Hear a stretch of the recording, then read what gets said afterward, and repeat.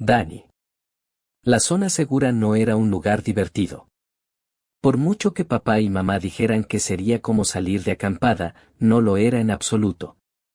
Cuando íbamos de camping los veranos, antes de que Sandra tuviera el accidente, la gente estaba contenta y alegre, pero en aquel lugar rodeado por un muro de hormigón todo el mundo parecía siempre triste. Además, los militares no me caían bien, se pasaban el día dando órdenes, siempre diciéndote que te quitaras de en medio o que en tal o cual lugar no se podía estar y cosas así. Sin embargo, cuando en las noticias dijeron que todo el mundo tenía que trasladarse lo antes posible a las zonas seguras para que el ejército nos protegiera de los resucitados, mi familia y yo fuimos los primeros en hacer las maletas y marcharnos. La culpa de todo la tenían ellos, claro, esos resucitados de los que todo el mundo hablaba. Los problemas habían empezado un poco antes de Navidad, y no dejaron de aparecer en la televisión desde entonces. Aquellas personas atacaban a otra gente y se la comían, bueno, al principio aquello yo no lo sabía. Nunca pensé que una persona pudiera comerse, aunque, si te parabas a pensarlo, en realidad tampoco era tan raro. Después de todo, estamos hechos de carne, como cualquier otro animal. Pero, como decía, no me enteré de eso hasta mucho más adelante, cuando lo vi en el ordenador. Mis padres no me dejaban escuchar las noticias, decían que era demasiado pequeño para esas cosas, así que no supe que se comían a la gente hasta que lo vi por mi cuenta en un video que encontré en internet. Fue en el portátil de Sandra, ella ya no podía utilizarlo, salvo para escuchar música, así que, mientras los tres veían las noticias me metí en la red y busqué la palabra resucitados, y aquella noche tuve pesadillas. Había fotos horribles de gente sucia, manchada de sangre y con heridas asquerosas por todo el cuerpo. En un video cientos de esas personas iban caminando como atontadas hacia unos soldados que les disparaban, pero como no se morían, al final del video los soldados se tuvieron que marchar corriendo para que no los atraparan. Cuando me desperté de un sueño donde mi profe de lengua se estaba comiendo al aceño de mates tuve que confesarles a mis padres lo que había visto, y para mi sorpresa no se enfadaron conmigo. Es más, no sabría decir por qué, pero me pareció que ellos estaban más asustados que yo.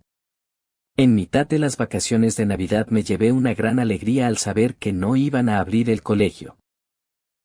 Papá me dijo que estaría de vacaciones hasta que se solucionaran todos los problemas, pero por lo que pude enterarme escuchando cuando hablaban entre sí o con mi hermana, esos problemas solo iban a peor, y al final, cuando dijeron por la tele que nuestro barrio ya no era seguro, nos fuimos a un punto de evacuación, un polideportivo que estaba protegido por soldados armados, y unos días más tarde nos trasladaron a la zona segura.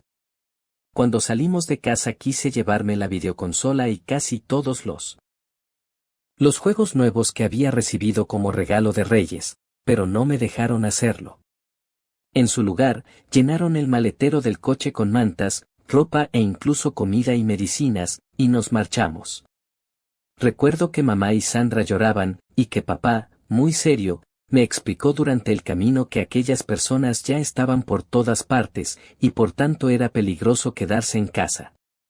También me prometió que solo íbamos a estar en ese lugar hasta que el ejército los eliminara a todos, pero enero había terminado y nadie se había marchado de allí.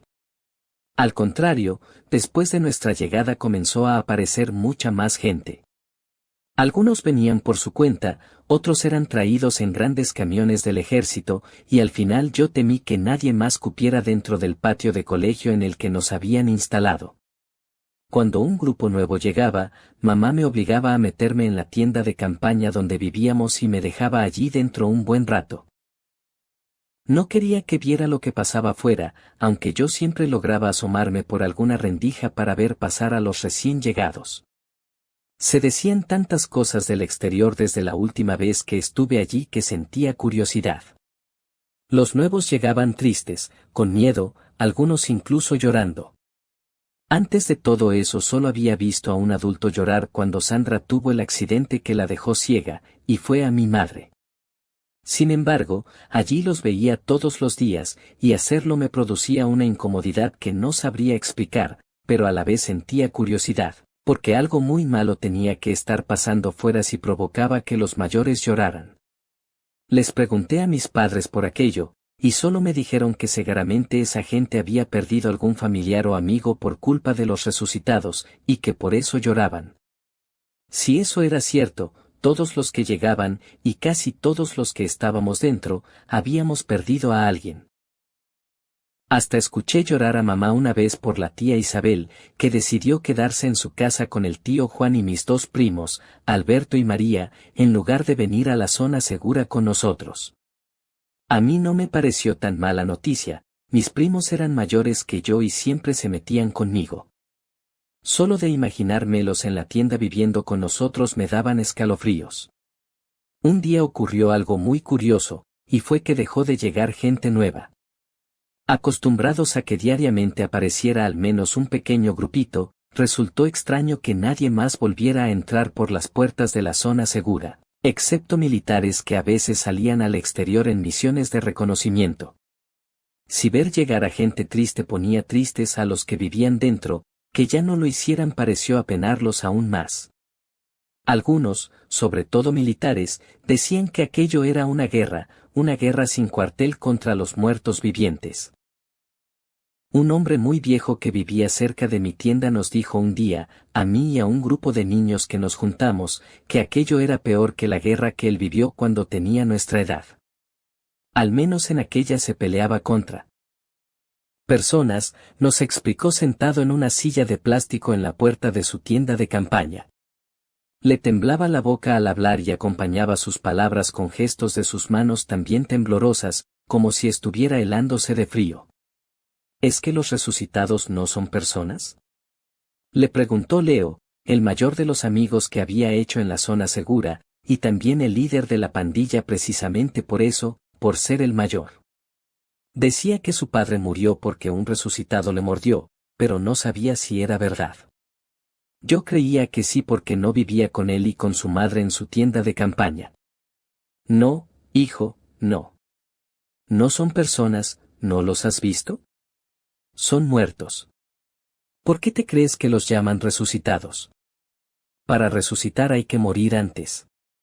No los llamaban solo así, había escuchado a los militares llamarlos también reanimados, e incluso un chico gordo que vivía a 4 tiendas de nosotros y que tenía la edad de mi hermana los llamaba zombies.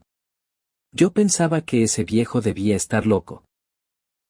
Los muertos no se movían, no andaban, no se comían a la gente, y por tanto, lo que decía no tenía sentido. Sin embargo, cuando se lo conté a mis padres me sacaron de mi error. Mira, Dani, se supone que sí que están muertos, me explicó mi padre, pero solo después de insistirle lo suficiente.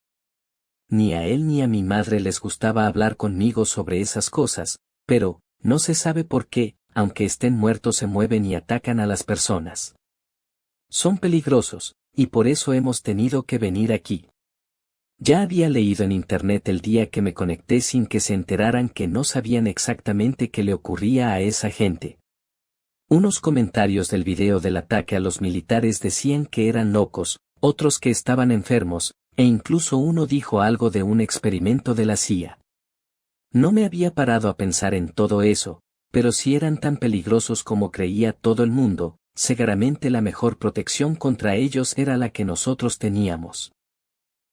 Los militares levantaron un muro de hormigón enorme alrededor de la zona segura, y lo patrullaban a todas horas soldados armados.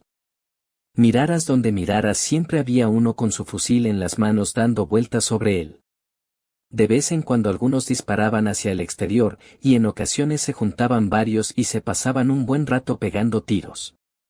Nos dijeron que mientras estuvieran disparando no nos acercáramos, pero una vez habían terminado todos los niños íbamos a recoger los casquillos de las balas que caían al suelo porque los coleccionábamos. Yo ya tenía más de 50, aunque había un chaval que decía que tenía 500. ¿Qué vas a hacer con todo eso? Me preguntó Sandra después de que casi se cayera al resbalar con los que dejé tirados por el suelo tras la última recogida. Mi hermana tenía 8 años más que yo, y había cambiado mucho desde el accidente en el que perdió la vista. Iba en la moto de su novio, un chaval mayor que no me caía nada bien, y tuvieron un accidente. El golpe fue bastante grave, se hizo una cicatriz espantosa en la cabeza e incluso tuvieron que operarla, pero cuando le volvió a crecer el pelo ya no se le notaba.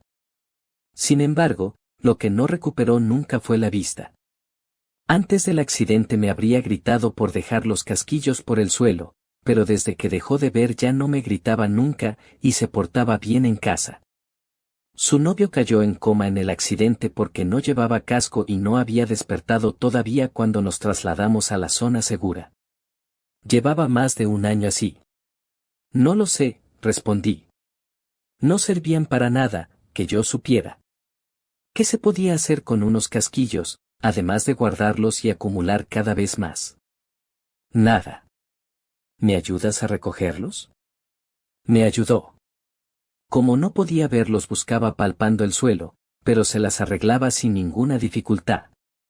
Recordé que al principio no se le daba nada bien hacer casi nada, y cada vez que le salía algo mal, como cuando no encontraba lo que estaba buscando o confundía una cosa con otra, se echaba a llorar. Sin embargo, al verla allí agachada recogiendo casquillos del suelo me pareció que ya se las apañaba bastante bien. Yo un día intenté andar a ciegas por la casa y me tropecé con una silla, pero ella esquivaba todos los obstáculos como si pudiera verlos. Lo único malo era que mamá me prohibió cambiar de sitio las cosas. ¿Cómo va a encontrarlas tu hermana si las mueves? Dijo. No le pedí que me ayudara para ver lo bien que recogía sin ver lo que estaba recogiendo, sino porque desde que hablamos con el viejo había una idea que me rondaba por la cabeza y quería tener un momento para hablar con ella. ¿Te puedo preguntar una cosa sobre tu novio? Le pregunté algo cortado. No era un tema del que le gusta hablar, ya lo sabía, pero se me había ocurrido una idea y quería compartirla con alguien. ¿Sobre Rubén? Contestó algo incómoda. ¿Qué pasa con él? ¿Sigue en coma? Sí, asintió ella muy seria. No me hacía gracia verla así, y casi me estaba arrepintiendo de haber abierto la boca, pero fui valiente y seguí adelante. Estar en coma debe ser lo contrario que ser un resucitado, ¿no? Un viejo que vive cerca de la puerta del colegio nos dijo que un resucitado es una persona muerta que se mueve. Una persona en coma es lo contrario, ¿no? Una persona viva que no se mueve. Durante unos segundos no dijo nada, se limitó a recoger casquillos del suelo y a depositarlos con los demás sobre una manta, al pie de la cama. Pues, ¿sabes? Supongo que tienes razón, reconoció, y me mostró una ligera sonrisa. Esta, sin embargo, no le duró mucho en la boca. Ojalá, igual que el coma, no fuera contagioso. Si está en coma, no habrá podido venir aquí, ¿verdad? Como me había respondido con amabilidad, pensé que sería buena idea seguir preguntando. Desde que comenzaron los problemas con los resucitados no dejaban de ocurrir cosas, y nadie me las quería explicar aprovechándose de la excusa de que solo tenía 10 años. A lo mejor lo han traído, dijo con indiferencia. No parecía estar nada preocupada por él, aunque fue su novio, ya le daba. Ya le daba igual, ni sabía dónde estaba ni quería saberlo. Hoy tienes más que ayer, ¿no? Hablaba de los casquillos, claro. Tenía unos cuantos más porque un par de soldados estuvieron disparando la noche anterior, yo lo escuché desde mi cama y me propuse ir la mañana siguiente a recogerlos antes que nadie. Al final no llegué el primero, pero solo había un niño más pequeño que en cuanto me vio se marchó corriendo. Yo no les pegaba a los niños más pequeños, pero había otros que sí, y seguramente nos había cogido miedo a todos. No obstante, fue mejor para mí, que conseguí más casquillos para mi colección. Sí, los soldados dispararon varias veces anoche, respondí. A mí también me despertaron, exclamó con fastidio. Por culpa del poco espacio que teníamos en la tienda solo había 2 camas pequeñas. Mis padres dormían en una, y Sandra y yo en la otra. Ella se quejaba de que yo me movía mucho, y yo de que ella roncaba. Eso último era mentira, pero era divertido ver cómo se enfadaba cada vez que lo decía.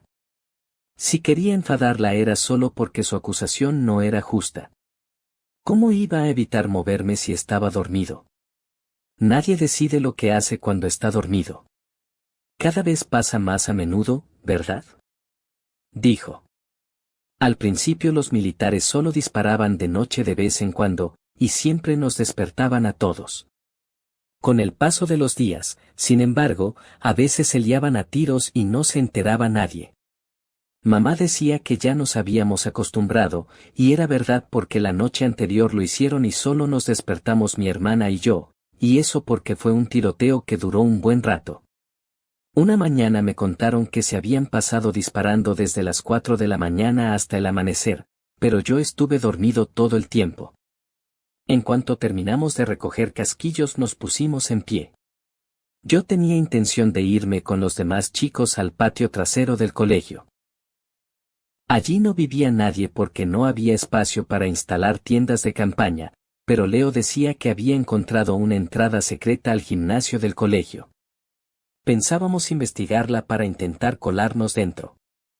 Si ese gimnasio era como el de mi colegio, tendría dentro algún balón de fútbol o alguna otra pelota que pudiéramos usar.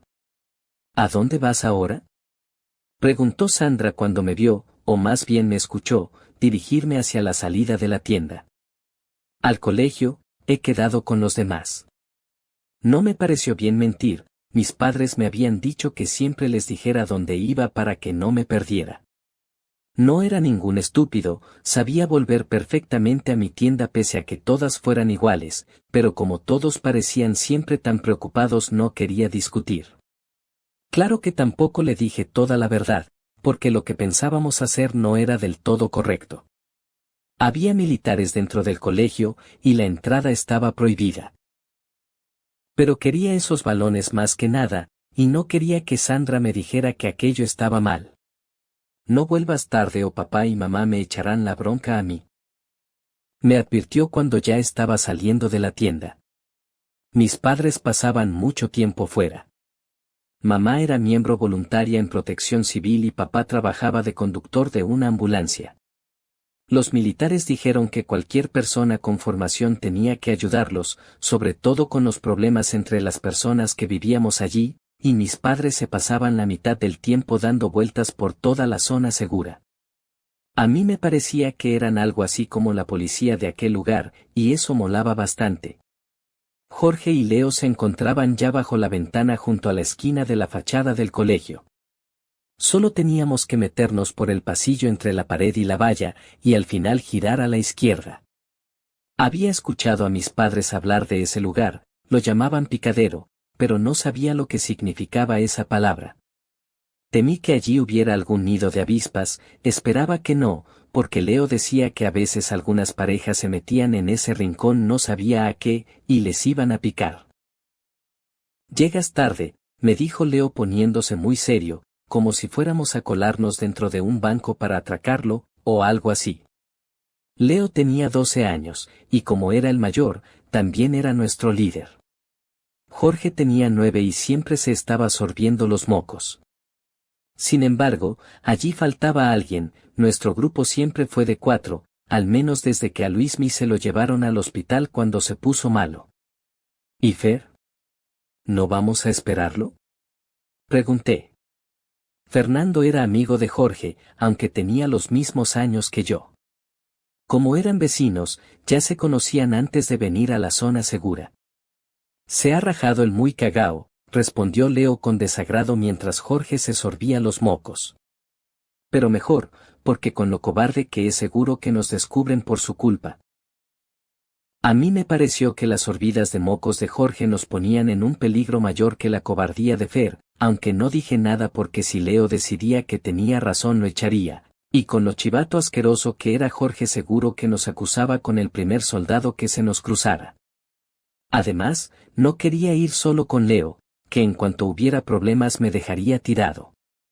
Un cobarde, un mocoso chivato y un traidor. No eran los mejores amigos del mundo, pero eran los que pude encontrar. Sin más discusiones nos dirigimos hacia el picadero tratando de hacer el menor ruido posible. Todos temíamos que un militar asomara la cabeza por una de las ventanas que teníamos encima y nos dijera que nos largáramos de allí, pero por suerte eso no sucedió, y llegamos sin problemas hasta la parte trasera del colegio. En ese lugar debía haber plantados algunos arbolitos antes de que nos trasladaran, aunque de ellos solo quedaban unos tocones negros y tierra cenicienta a su alrededor. Cuando el ejército bombardeó esta calle para matar a los resucitados, hizo un agujero en la pared, nos explicó Leo a Jorge y a mí, haciéndose el entendido. Tuvieron que cortar las plantas porque estaban chamuscadas, pero el agujero lo taparon solo con un trozo de metal. Mirad. Nos lo mostró. Estaba justo en mitad de la pared, era una plancha metálica pegada con cemento, pero al acercarme vi que no estaba realmente pegada, solo apoyada sobre el agujero. Alguien la arrancó del cemento y la dejó cubriéndolo sin más sujeción. Mola. Exclamó Jorge, que volvió a sorberse los mocos cuando Leo apartó la plancha y nos mostró un agujero que atravesaba toda la pared. Los tres nos agachamos a mirar lo que había al otro lado, aunque no vimos nada interesante. El agujero no daba al gimnasio, sino a los baños del colegio, y lo único que había allí eran unos lavabos y unos inodoros. No olía a nada, así que supuse que no los debían de estar usando. Luego recordé que ya no había agua corriente, de modo que, aunque quisieran, no habrían podido. Tú primero, Dani, me ordenó Leo con todo el morro del mundo. ¿Tanto presumir para cagarse de miedo como Fer a la hora de la verdad? Y una porra. Ha sido idea tuya, ve tú delante, respondí yo de mal humor. Al que fuera delante sería el primero que pillarían, y también el que se llevaría la bronca si algo salía mal. No me daba la gana ser yo. Democracia, dijo Leo negando con la cabeza. Cada vez que decía democracia significaba que iría preguntando uno por uno qué opción prefería, y al que eligiera la que él no quería le daría de collejas hasta que cambiara su voto. Por alguna razón, a todos nos parecía bien aquel método, salvo cuando opinábamos lo contrario que él. A ver, Jorge. ¿Tú a quién votas? Jorge se sorbió los mocos y me señaló sin dudarlo un segundo. 2 contra 1, vas tú, sentenció con satisfacción. Maldita democracia, pensé cuando no me quedó más remedio que obedecer. Todavía malhumorado, me puse a 4 patas y atravesé gateando el agujero hasta entrar a los baños, y de repente fui yo el que se cagó de miedo. Si nos pillaban fuera solo nos gritarían, pero ahí dentro igual hasta se chivaban a nuestros padres, y si eso pasaba, me castigarían dejándome encerrado en la tienda todo el día, lo que sería un rollo. Jorge y Leo pasaron detrás de mí. ¿Y si nos vamos? Propuso Jorge todavía más asustado que yo, pero incapaz de disimularlo un poco.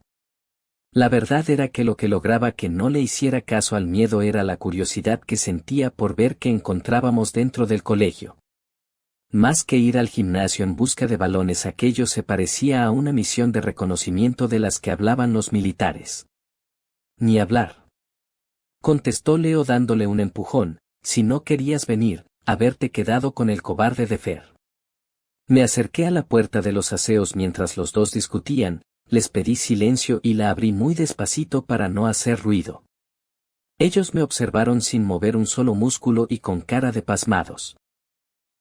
El pasillo estaba desierto y a oscuras, solo entraba un poco de luz del patio por una ventana al fondo, y el resto eran puertas de color verde. Allí debían encontrarse las clases antes, pero ahora todo estaba tan en silencio que asustaba un poco.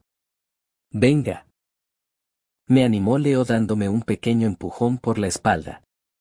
Quería que fuera también el primero en salir al pasillo, y aunque eso no lo habíamos votado, obedecí. Iba a demostrar que los dos eran unos gallinas y yo no di un paso al frente, pero inmediatamente me di la vuelta y regresé a los aseos con los demás porque, en el mismo instante en que yo salía al pasillo, una de las puertas se abrió. Tras recuperarme del susto me asomé de nuevo para ver si el camino estaba despejado. Un hombre con uniforme militar salió trotando por la puerta y se perdió donde el pasillo doblaba, frente a la ventana. Tío, vámonos, por favor. Suplicó Jorge en voz baja.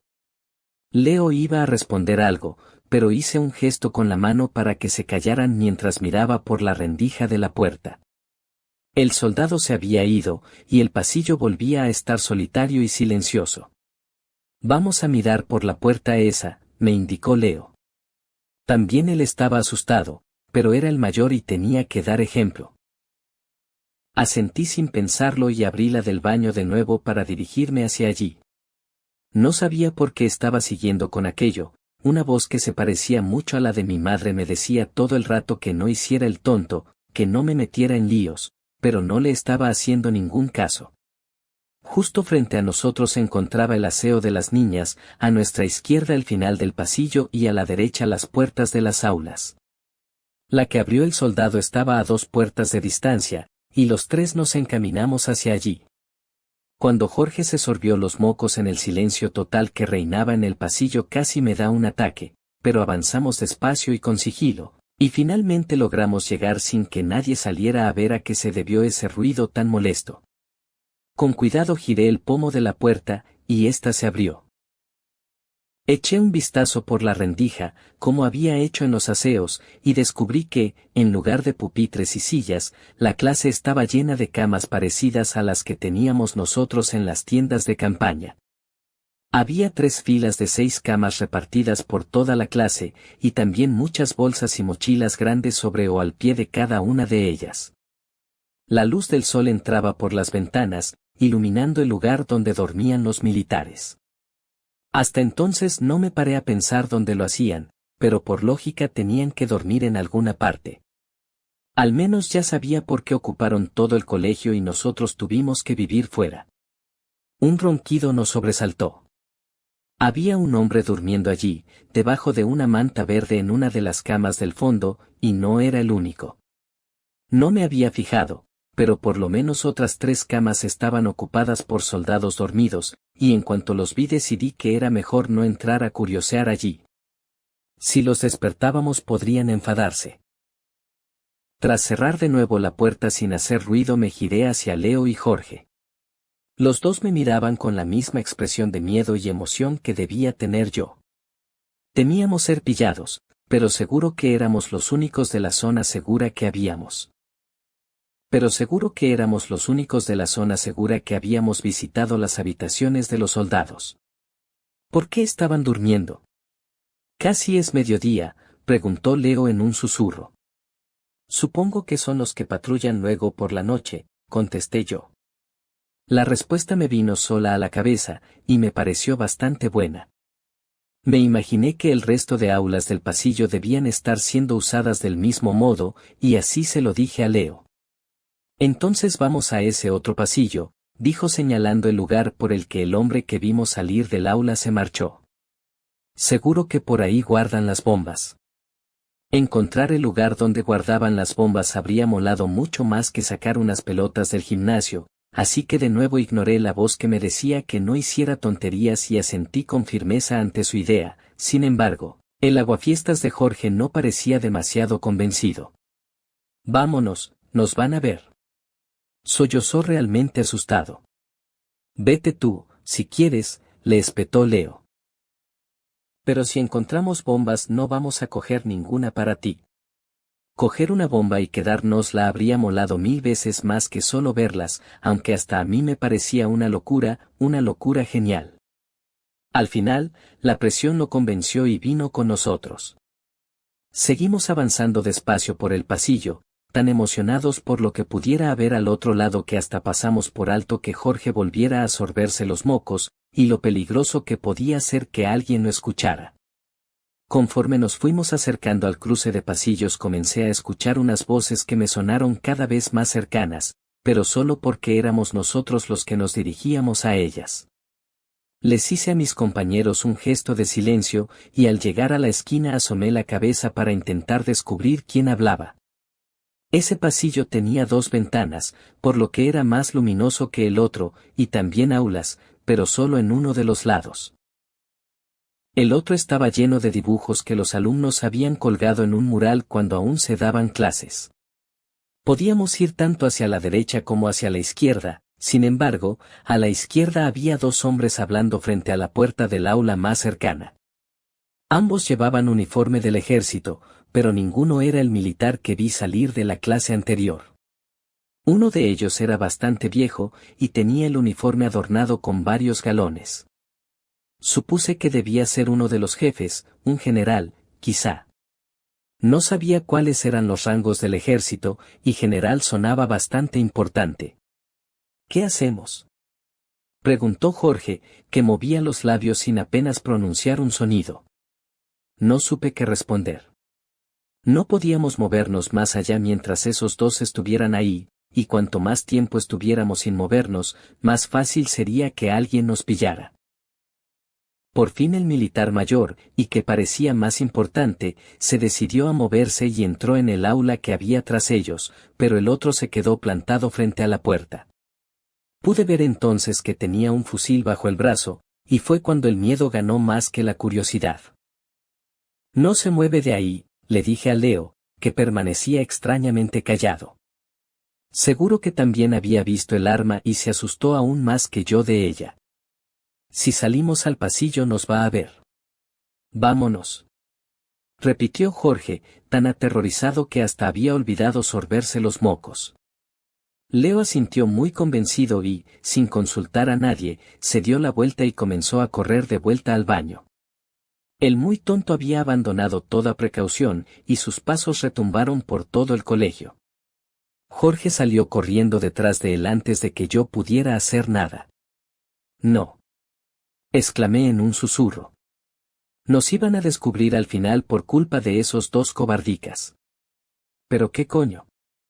Se oyó una voz que, hubiera jurado por lo que fuera, era del soldado que vigilaba la puerta. Leo y Jorge seguían corriendo, y ya casi tenían recorrida la mitad de la distancia que nos separaba de los aseos, pero yo me quedé plantado como un tonto mientras ellos huían, y no iba a tener tiempo de escapar. Sin ninguna otra opción, me lancé al pomo de la puerta más cercana que tenía y lo abrí.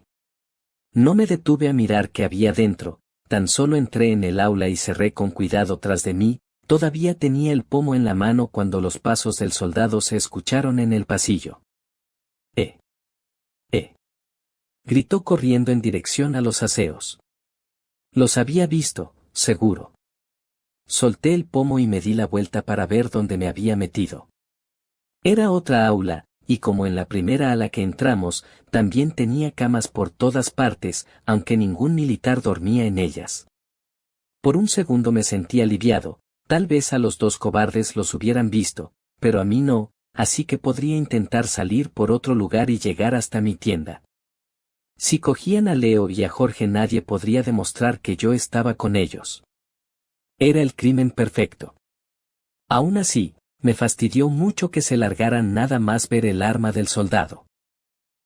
Vale que no pudiéramos pasar por ese pasillo, pero podríamos haber explorado otras aulas en lugar de rendirnos tan fácilmente. Ahora, sin embargo, tenía que encontrar un lugar por el que salir lo más rápidamente posible o me metería en un lío. Miré por la ventana del aula pensando en que podría salir por allí, pero esta tan solo daba a una especie de patio interior cuadrado que quedaba muy lejos de las tiendas de campaña. 3 de los lados del cuadrado eran la propia pared del colegio, y el cuarto consistía en una valla de gruesos barrotes metálicos. Al otro lado de la valla se encontraba el muro de los militares, sobre el que un soldado patrullaba a 3 metros de altura. Entre la valla y el muro solo había un estrecho camino de menos de 1 metro de ancho. El camino tras la valla continuaba más allá de donde ésta se unía a la pared, y aunque no podía estar seguro, me pareció que rodeaba todo el colegio. Si tenía razón, colándome por allí podía llegar hasta el patio y las tiendas, y para llegar hasta él solo tenía que salir por la ventana del aula y trepar los barrotes, eso sí, sin que me viera el soldado que vigilaba sobre el muro. Viendo que no tenía otra opción, decidí no perder el tiempo y ponerme en marcha. Con cuidado abrí una ventana del aula y salí al patio de un salto. Pretendía correr hasta la valla y ponerme a escalarla en cuanto tocara el suelo, pero unas voces repentinas me distrajeron. En un primer momento pensé que me habían cogido, y el corazón comenzó a latirme a toda velocidad al tiempo que intentaba inventar alguna excusa que darles. Sin embargo, Resultó que las voces venían de una de las aulas que también daban al patio, en concreto de la que se encontraba justo enfrente de la valla. Aquella ventana era más grande que las demás, así que supuse que debía pertenecer a algún aula importante, como la sala de profesores, y, si no me equivocaba, también era el aula que vigilaba el militar que perseguía a mis amigos. 2 helicópteros, pero como si no hubiera habido ninguno, decía la voz de un hombre. Miré al soldado que patrullaba por encima del muro. Estaba distraído observando algo al otro lado y no se había enterado todavía de que yo estaba allí. Aún así, me quedé paralizado durante un momento sin saber qué hacer, porque quizá ese soldado no me viera, pero los de dentro del aula tenían la valla justo enfrente, y si a alguno se le ocurría mirar fuera me pillaría con las manos en la masa. No podía huir de ninguna forma a menos que los de dentro o el soldado del muro se fueran, así que me agaché en una esquina intentando no llamar la atención y me quedé escuchando hasta tener una salida. Bien, ¿y qué vamos a hacer?, dijo otra voz. Me pareció que era de un hombre más joven que la anterior, pero no estaba seguro. Tendremos que comunicarlo. ¿Comunicarlo?, exclamó una mujer. ¿Es que estás loco? ¿Quieres que cunda el pánico? ¿Vamos a seguir mintiendo?, respondió el primero. No es mentir, es omitir información que solo serviría para crear malestar, declaró el hombre mayor. ¿De qué nos sirve que sepan lo que está pasando? No van a estar más protegidos sabiéndolo. Empiezan a sospechar. La voz del hombre más joven se impuso de nuevo. No podemos pasar de contar todo a no decir nada. Si Alicante ha caído deben saberlo, igual que deben saber que la mayoría de las zonas seguras han sido arrasadas. Alguien dio un golpe tan fuerte sobre la mesa que hasta yo me sobresalté, e incluso temí que el militar del muro lo hubiera oído y se girara a ver qué pasaba. Pero tuve suerte y no lo hizo, hubiera lo que hubiera allí fuera, ocupaba toda su atención. ¿Quieres que les digamos que Madrid ha caído? ¿Que Barcelona ha caído? ¿Que Valencia, Sevilla y casi todas las ciudades del país son ahora un campo de cadáveres? Bramó la voz del viejo. No podemos seguir ocultándolo, mi comandante. Hay que decirlo, aunque sea de forma escalonada, para que el impacto sea menor, insistía el hombre más joven, que además había llamado comandante al otro. Estaba seguro de que ese comandante era el militar de los galones que vi entrar antes. Pensábamos que se limitaba a las ciudades grandes, donde los reanimados se cuentan por cientos de miles, e incluso millones, y es imposible contenerlos. Pero ha caído Alicante, mi comandante, una ciudad más pequeña que la nuestra, más defendible y que, según todos los informes, aún contaba con más recursos que nosotros. No hacía mucho caso a lo que estaban diciendo, me preocupaba más el soldado que vigilaba el muro, que podía descubrirme en cualquier momento. Pensaba que cuando decían que una ciudad había caído se referían a que los resucitados la habían tomado, pero no tenía sentido. Siendo así, Murcia cayó hacía mucho tiempo, fuera de la zona segura era imposible vivir, por lo que yo sabía. Sin embargo, enseguida caí en la cuenta de lo que estaban diciendo en realidad, y no hablaban de ciudades, sino de sus zonas seguras, lo cual era mucho más grave porque nosotros precisamente estábamos viviendo en una. Y hablando de ese tema, ¿qué hay de la última unidad que tenía que salir al exterior a buscar el convoy del banco de alimentos?, preguntó la mujer. Partieron a primera hora, capitana, respondió una nueva voz de hombre. Si todo va según lo previsto, deberían pasar esta noche allí fuera y mañana. Si hay suerte, quizá encuentren el convoy. ¿Deberíamos enviar una unidad de apoyo cuando nos comuniquen su emplazamiento? No. Rugió la voz del comandante, que parecía el que más mandaba allí. No más unidades al exterior. Cada día llegan más reanimados a nuestros muros, no podemos perder ni un efectivo más ahí fuera. Aún racionando la comida, no tendremos para más de un par de semanas, mi comandante, replicó la mujer. Era capitana, que no sonaba tan importante como comandante, pero todos parecían escucharla. Perder ese convoy de alimentos ha sido catastrófico. Si no lo encuentran necesitaremos conseguir provisiones del exterior, a menos que vayamos a ganar esta guerra en 2 semanas. Hemos perdido a demasiados hombres con esa misión, respondió primero el hombre. Creo que podemos dar toda la comida del banco de alimentos por perdida si no consiguen algo, y hasta ahora no hemos sido capaces de enviar una unidad que llegue hasta allí, mucho menos una que además de hacer eso regrese con los camiones. De hecho, la última que enviamos fuera desapareció. Todos guardaron silencio durante un momento. ¿Y si enviamos a civiles?, propuso la tercera voz masculina. No a por el convoy, sino a otros lugares. Podrían ser ellos mismos los que recojan su comida. ¿Enviar civiles ahí fuera?, bufó el otro militar como si hubiera dicho una locura. Pensaba que el objetivo de todo esto es tener a los civiles vivos y protegidos, no enviarlos a la muerte. No cualquier civil, capitán, sino a gente cualificada, matizó la mujer. Sabemos que hay policías, voluntarios de protección civil y muchos otros que incluso se ofrecieron a ayudar cuando comenzamos a organizar las zonas seguras. Podríamos ver si son capaces de hacerlo. Si finalmente el convoy no aparece nos vamos. Nos vamos a ver obligados a hacerlo de todos modos, y es absurdo perder buenos soldados ahí fuera buscando un camión cuando hay reservas de comida más accesibles. ¿Qué posibilidades tienen unos civiles en el exterior?, protestó de nuevo el otro hombre, que también era capitán, a juzgar por lo que había dicho. Si la mayoría de nuestras unidades no vuelven, ¿qué va a hacer un civil, además de engrosar el número de enemigos? Podemos probarlo, insistió el tercer hombre. Si les proporcionamos un medio de transporte, así como armas básicas a quienes tengan formación en su manejo, podrían llegar a lugares de fácil acceso. Hay objetivos más sencillos que otros. Al sureste tenemos un hipermercado, sin ir más lejos. También podemos poner a civiles a vigilar por el muro y enviar a los nuestros a ese hipermercado, respondió el capitán con un tono bastante hosco. Hasta un idiota podría sentarse encima de un muro y disparar contra los muertos que se acerquen, pero salir ahí fuera. Me duele decirlo, pero hay una diferencia, replicó la mujer. Si murieran, perderíamos a un grupo de soldados, que no son necesarios, pero si son civiles, bueno, no son una pérdida tan grave, dentro del contexto.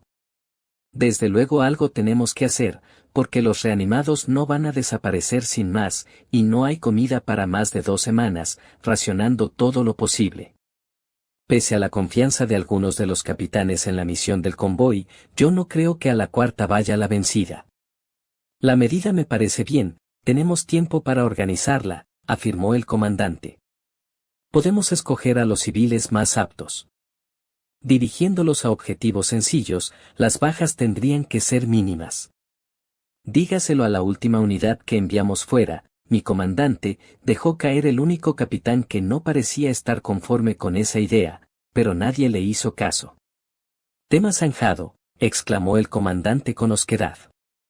¿Qué más? Me gustaría hablar de nuevo del tema de las zonas seguras caídas. Volvió a pronunciarse el capitán. Insisto en que un comunicado oficial, si bien asustaría a los refugiados, aumentaría la confianza que tienen en nosotros. ¿Cómo va a aumentar la confianza decirles que las zonas seguras no están resultando nada seguras?, bramó el comandante. Me dio la impresión de que estaba empezando a hartarse del otro, que era el único que había caído bien tras escucharlo hablar. El resto no me gustaba nada de nada, y la mujer la que menos. No sé si alguno ha estado ahí fuera últimamente, replicó. La falta de noticias los inquieta más que ninguna otra cosa. Insisto, comuniquemos que hemos perdido Alicante. Más adelante iremos comunicando el resto, poco a poco, para que lo puedan digerir. No es mala idea, si podemos aprovecharla para nuestro favor, arguyó la capitana. Podemos utilizar la caída de esas zonas seguras para justificar el hecho de que no podamos prescindir de nadie, y así tener un motivo para enviar civiles fuera. Se callaron durante unos segundos, uno de ellos murmuró algo. pero no logré oír qué. Muy bien, de acuerdo, supongo que no es la idea más estúpida que he escuchado desde que comenzó esta crisis, accedió finalmente el comandante. ¿Algún otro asunto? Teniente, ¿alguna noticia del extranjero? Ninguna, como siempre, mi comandante, contestó una voz nueva, una que había estado callada todo el tiempo. Imagino que estarán como nosotros, o peor. Ya había escuchado suficiente. El asunto de las zonas seguras me distrajo, y tenía que irme de allí antes de que me atraparan. No entendía muy bien todo lo que habían dicho, pero por alguna razón empezaba a tener miedo. Si era verdad que otras zonas seguras habían caído, a lo mejor la nuestra también lo hacía, y si los resucitados entraban, ¿nos ocurriría lo mismo que a la gente de los vídeos de Internet? Me dio igual que pudieran verme trepar la valla, tenía la sensación de que todo eso no debería haberlo escuchado, y quería marcharme antes de que alguien supiera que lo había hecho. Salté al otro lado sin que ni el soldado que vigilaba ni los que estaban en el colegio se dieran cuenta, y me fui corriendo en dirección a donde había dejado el agujero en los baños. El espacio entre el muro y la valla era estrecho, y el camino más largo de lo que esperaba. Reconozco que me agobié un poco mientras caminaba por allí, así que no respiré tranquilo hasta que me topé con un lugar por donde salir al patio, el lugar donde estaban las tiendas de campaña. Escuché a la gente antes de verla. El espacio entre la valla y el muro se estrechaba hasta que ambos se juntaban y terminaban. Más adelante, la pared del estadio que había al lado del colegio hacía de muro, pero al otro lado de la valla vi las tiendas de campaña de color verde y a la gente yendo y viniendo. Rápidamente, y con gran alivio, las salté y me mezclé entre ellos. Corrí hasta encontrar mi tienda. No pude evitar sonreír al pensar que me acababa de colar dentro del colegio. Había escuchado las conversaciones entre militares importantes y pude salir sin que nadie me viera. Ni me acordé de Leo y de Jorge. ¿De dónde vienes tú tan contento?, me preguntó Sandra cuando entré a la tienda. No sabía cómo era capaz de darse cuenta de que estaba contento si no podía verme. A veces pensaba que tenía algún tipo de superpoder.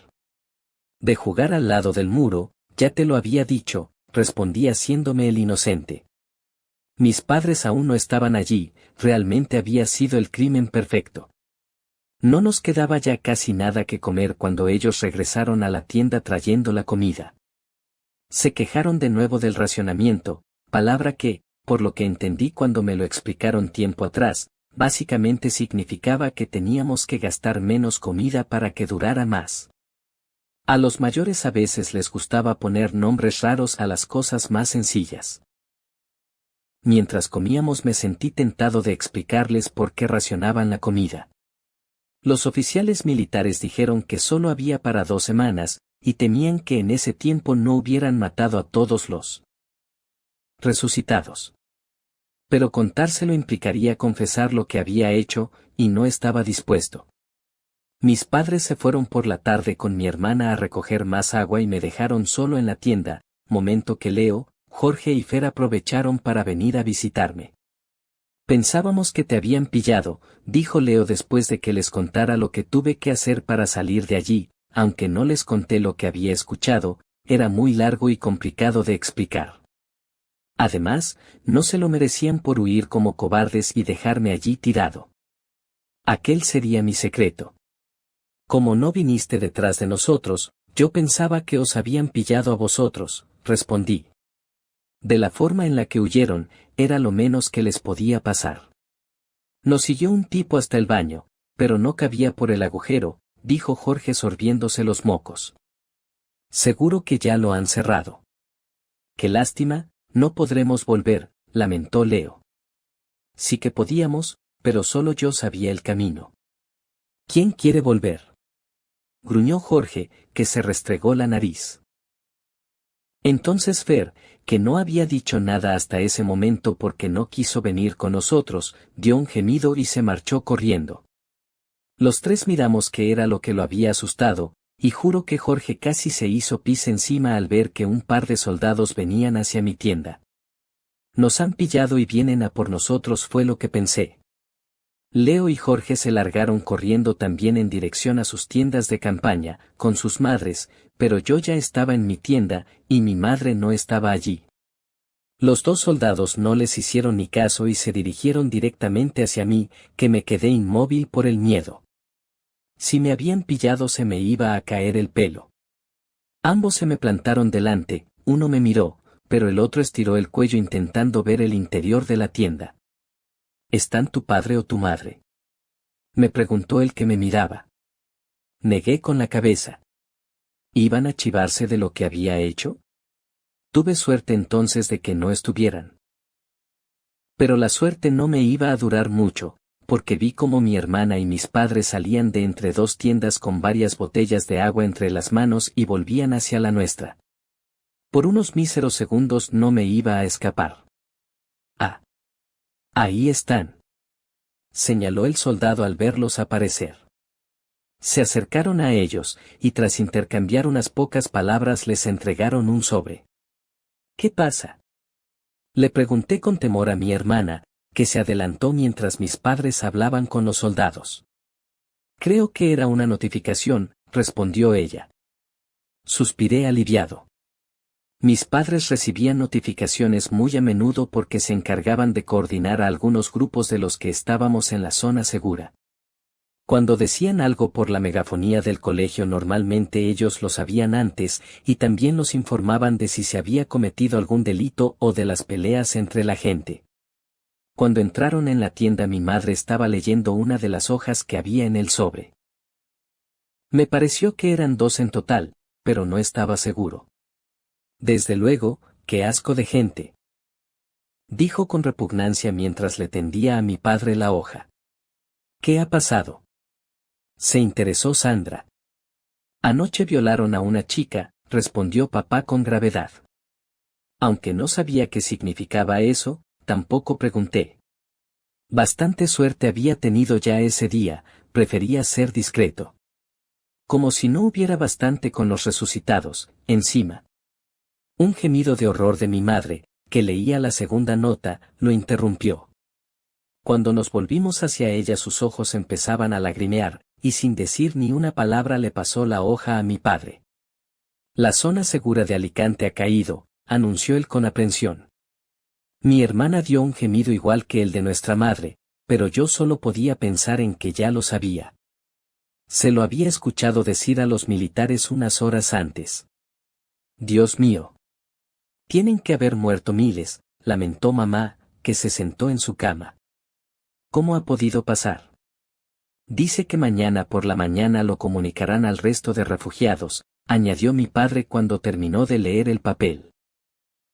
Mientras tanto, ni una palabra, qué raro que de repente se decidan a volver a contarnos cosas, ¿no? Eso había sido gracias a que cierto capitán había insistido mucho en ello. De repente sentí una extraña sensación de poder. Por una vez en mi familia yo era el que sabía las cosas antes que nadie, y no el último mono al que nadie le contaba nada. Miles de muertos, repitió mi madre sin hacer caso al comentario de mi padre. ¡Qué espanto! El resto de la noche, hasta que nos fuimos a dormir, se lo pasaron comentando el mismo tema. Mamá no estaba convencida de que la zona segura fuera ya fiable, pero papá no estaba de acuerdo. Sandra tan solo escuchaba con interés, igual que yo. Finalmente me acosté dándole vueltas a cómo se iban a poner cuando se enteraran de que las zonas seguras de Madrid, Barcelona, Valencia y muchos otros sitios también habían caído, de lo cual se enterarían cuando decidieran notificárselo, porque yo no pensaba contar nada para no meterme en líos. Antes de quedarme dormido me acordé de la unidad que salió a buscar un convoy de comida. No sabía que era un convoy, pero la palabra se parecía mucho a cowboy, y seguramente estarían relacionadas. Mientras me arrebujaba entre las sábanas e intentaba robarle todo el espacio posible a mi hermana, me dio por pensar que, si estaban solos allí fuera, seguramente no lo estarían pasando muy bien.